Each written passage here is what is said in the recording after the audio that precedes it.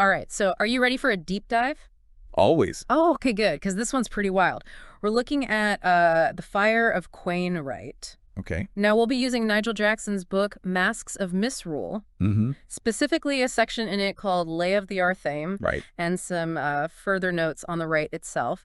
And this one, it's really fascinating to me because it Yeah. combines like It's blacksmithing, interesting. ancient mythology, and some really mystical practices all kind of blended together. I mean, it's not your typical combination, is it? Not at all. No. So let's jump right in. That was good.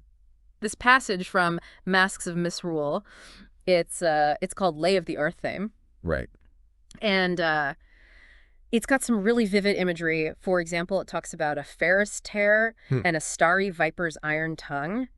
It even mentions the gramarye of Azazela, which just those phrases alone, you get a sense of like power and mystery. Right? Oh, yeah, definitely. Yay. It's not just poetic language, though. Right. This passage, it's actually describing the creation of a real tool, the Arthame, Okay. a ritual blade. That's It's correct. used in, various mystical traditions. So the Arthame, for those of us who might not be, totally familiar with that, what exactly is it? Well, imagine, if you will, a tool that symbolizes transformation, Okay. the ability to cut away, what no longer serves you. That's the Arthame. Right. It's this potent symbol of separating the old from the new, creating space for change. And what's interesting here is that the passage links the creation of the Arthame to Tubal-Cain, a figure associated with, not just in a practical sense, but in many spiritual traditions as well, metallurgy and craftsmanship. So we're seeing this intertwining of the physical craft of blacksmithing with like the mystical exactly. realm right from the start. It's Yeah. like the forging of the Arthame is a metaphor for something deeper, wouldn't you say? Exactly. Yeah. And that connection, actually, it becomes even more apparent as we move into the actual rite, Okay. the Fire of Qayin Rite. So what about this Fire of Qayin Rite? What's the first thing that jumps out at you? Fire, of course. Makes sense. I mean, it's everywhere. Yeah. You've got the literal fire burning on the altar. Right. But then there's also this emphasis on cultivating an inner fire within the practitioner as well. Okay, I like that. So it's not just about lighting a physical fire. There's something more to it. Oh, yeah, definitely. The source material even calls it the mystic fire, Okay. and it links it to the concept of the microcosm. Now, this is where things get really interesting. Wait, hold on. Let's unpack that microcosm idea for a second. Okay. What does that actually mean? Well, think of it like this. You, as a human being, Yeah. contain within you a reflection of the entire universe. Okay. That's the microcosm. I see. So when you tend to that physical fire on the altar, you're also tending to that fiery potential within yourself as well. Okay. It's a way of mirroring the outer with the inner, connecting the physical act to a deeper, spiritual reality.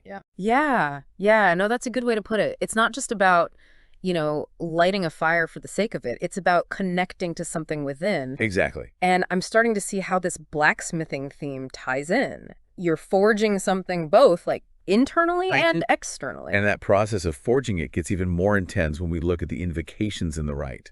Okay. They call upon some, let me tell you, pretty powerful figures, Okay. each associated with, fire, creation, and transformation. Yeah, looking at this here, the names themselves are pretty striking. There's Tubal-Cain, the horned father of the hidden craft. It even calls him the brother of Nama Lilith. These are not names you hear every day. Not exactly your average, dinner party guests. Right.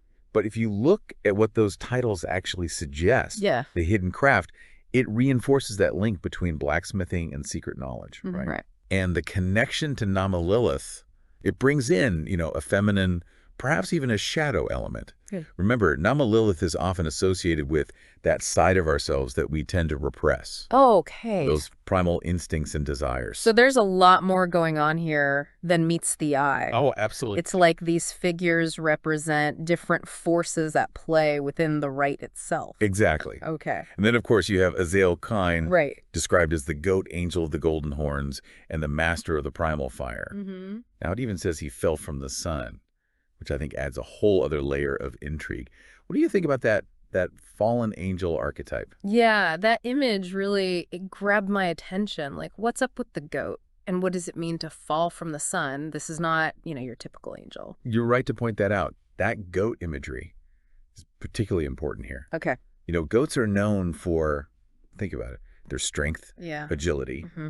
their ability to thrive in these harsh environments. Right, right. So when we see Azale Quain, depicted with these goat-like features, Yeah.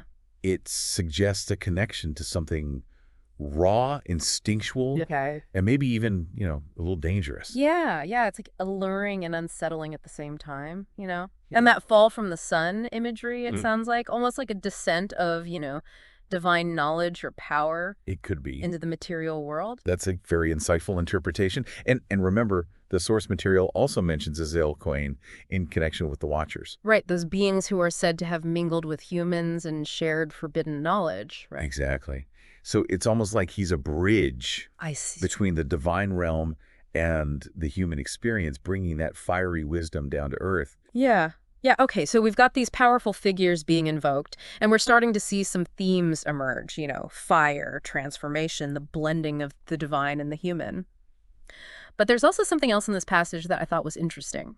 It says that Azale Quain is the scapegoat whose self-sacrifice purifies us of sin, ignorance, and illusion.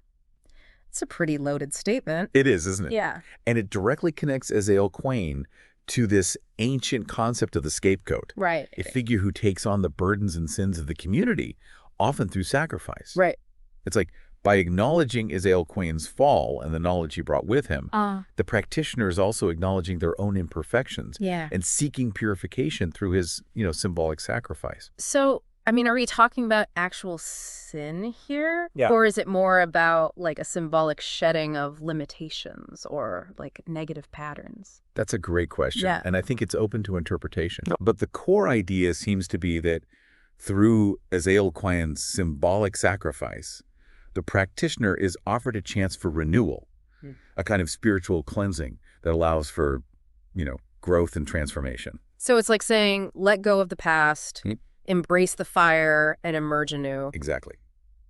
Wow, there's so much to unpack here. It's like this Fire of Qayin Rite. It's like a blueprint for a profound inner journey. Absolutely. And we're just getting started. Yeah, we are. Welcome back to our deep dive into the Fire of Qayin Rite.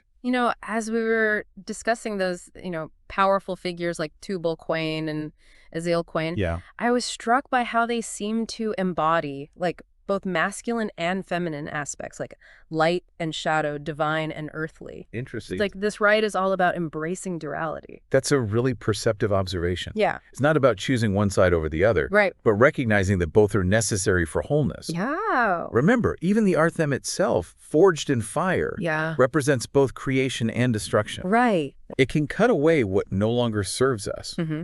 but it also creates space for something new to emerge. So it's about finding that balance, Exactly. that integration of those like seemingly opposite forces Yeah, within ourselves. absolutely. Kind of reminds me of the yin-yang symbol, Oh, yeah, Okay. where those opposing forces are always in dynamic interplay. exactly. And this brings us back to that central theme of inner transformation. Okay. Think of it like alchemy, Right. where base metals are transmuted into gold. Okay, yeah. The Fire of Qayin Rite, it isn't just about external rituals, right? Mm-hmm. It's about using that metaphorical fire to refine and purify our inner selves. So it's like we're the blacksmiths, and our thoughts, emotions, and behaviors are like the raw materials that we're working with. Yeah. And we use, the fire of self-awareness, introspection, maybe even therapy, Right. to shape and mold ourselves into something, stronger and more resilient. It's a powerful image, isn't it? And this process of transformation, it's often depicted as a journey, a descent into the underworld, followed by a triumphant return. Oh, like the hero's journey. Exactly. Yeah. You face trials, Okay. confront your fears, Mm-hmm. and ultimately emerge transformed. It makes me think of all those like classic myths where the hero has to go through a period of like, darkness and struggle All right. before they can achieve their true potential. Absolutely. And that journey is reflected in the symbolism of the rite. Okay. The invocation of Azale Quain, who, remember, fell from the sun. Right. That could be seen as a representation of this descent into the underworld, Okay. facing our shadow selves. I see. Yeah. And the stirring of the dragon serpent of Nama Lilith represents that awakening of primal energy within us, like the Kundalini energy in some Eastern traditions. Okay, hold on. What exactly is Kundalini energy? I'm not, a yoga master or anything. Oh, it's okay. It's a concept found in many, spiritual traditions. Mm, The idea that there's this powerful energy coiled at the base of the spine, like a sleeping serpent. okay. And as we evolve, spiritually, do the work of self-discovery, Yeah. that energy can awaken and rise, Yeah. leading to profound transformation. So it's like this raw potential within us just waiting to be unleashed. Exactly. And this, right, with its, fiery imagery and invocations, it's providing a way to tap into that energy. Precisely. The coal blacksmith and the flaming serpent within the blood, these symbolize the transformative power of this awakened energy. It's like forging a new self from the raw materials of our being. I see how all these pieces fit together. I have to admit, though, some of these figures and their, attributes are still a bit mystifying to me. Like, what's the significance of that goat imagery associated with Fire of Qayin? That goat imagery is fascinating, isn't it? It's not just random. Right. Goats have been symbols of, power, fertility, and the untamed aspects of nature for centuries. Right. Think about it. Yeah. Goats are strong, Yeah. Yeah. sure-footed, and they thrive in, challenging environments. Right. They represent this connection to the, wild, untamed forces of nature. Okay. And that's key to understanding Fire of Qayin's role in the rite. So when we see Fire of Qayin depicted with those goat-like features, it's suggesting that he, embodies those primal, instinctual energy. That's Like, possible. that might even be a little bit dangerous. Yeah, I think so. And by invoking him, the practitioner is connecting with those energies within themselves. That's a really insightful way to put it. And the fact that he's called the goat angel is even more interesting. Right. He's this bridge between the divine and the animalistic, Yeah. a reminder that we humans, we contain both within us. So much duality. It's like this rite is encouraging us to stop seeing these things as opposites and start embracing the full spectrum of our being. Yeah. The light and the shadow, the divine and the primal. Exactly. Yeah. And it's through that process of integration that we can achieve true transformation. We become, whole, balanced, and aligned with our truest nature. But here's the big question. Okay. How does this ancient rite relate to us today? That's what I was thinking. I mean, we're not, blacksmiths hammering out swords and shields. Yeah, right. What does it mean to forge ourselves in a modern world? Yeah, that's a good question. We may not be working with physical metal, but I think those principles of blacksmithing can definitely be applied to our inner lives. Absolutely. Instead of hammering iron, we're shaping our thoughts, emotions, and behaviors. Precisely. And we have different tools at our disposal. Yeah. Self-reflection, mindfulness, maybe even therapy. These are the modern-day forges where we can do that inner work. So the fire of the rite can be seen as the challenges we face in life. Right. The experiences that, test us and Yeah. push us to grow. And those invocations are calls to our inner strength, Exactly. to the wisdom and resilience we have within. It's like the rite is giving us a framework for personal transformation, a map to navigate those challenging terrains within ourselves. Yeah. And ultimately, it's up to us to take those principles and apply them to our own lives, forging a path that is authentic and meaningful. Yeah. This is really making me think about how we often try to avoid those fiery experiences in life. Yeah. We want comfort, ease, predictability. Right. But this rite is saying, lean into the fire, embrace the challenges. That's where the real growth happens. That's a powerful takeaway. Yeah. And remember, transformation, it's not a one-time event. Right. It's a continuous process of refining and evolving. Okay. It's a lifelong journey of self-discovery and growth. Yeah. So I'm starting to see how this Fire of Qayin Rite, even though it's, ancient and might seem a bit out there, Yeah. it actually offers a really practical approach to personal growth. I think so too. It's about becoming aware of those forces within us, the light and shadow, the primal and divine, and learning to work with them rather than against them. It's like taking ownership of our own inner blacksmith, right? Yeah. And using that transformative power to shape our lives. That's a beautiful way to put it. Yeah. It's about seeing challenges as opportunities for growth and embracing the full spectrum of our being as a source of strength. But I think there's still one burning question we need to address. Okay, yeah. What's that? How do we actually put this into practice? Yeah. That's what I was just thinking. We've explored all this symbolism and philosophy. Right. But how do we actually bring the Fire of Qayin Rite into our daily lives? Exactly. And that's what we'll be diving into in the final part of our deep dive. All right, so we're back for the final part of our deep dive into the Fire of Qayin Rite. We've talked about the symbolism, the mythology, even like an inner blacksmith idea. But now I think it's time to get practical. Like, how do we actually, bring this ancient wisdom into our modern lives? Well, that's the question, isn't it? Yeah. We're not going to be, setting up forges in our apartments. But the principles of this rite can definitely be applied in ways that make sense for us today. Right, right. And remember, it all starts with fire. Okay. Both external and internal. So for the external fire, does that mean I need to like start a bonfire in my backyard every night? Wow. Or just light a bunch of candles? I'm kind of intrigued by the possibilities here. Those are definitely options. But think about it a little more broadly. Mm. It's about finding activities that resonate with that transformative energy of fire. Maybe it's working with clay, feeling the heat as you mold and shape something new. Okay. Or perhaps it's something like, cooking, where you're literally transforming ingredients with heat. So even though we're not, blacksmiths working with metal, we can still find ways to engage with that element of fire and creation in our everyday lives. It's about finding those activities that like spark something within us, right? Exactly. And don't underestimate the simple act of observing fire. Yeah. Sit by a fireplace, watch a candle flame.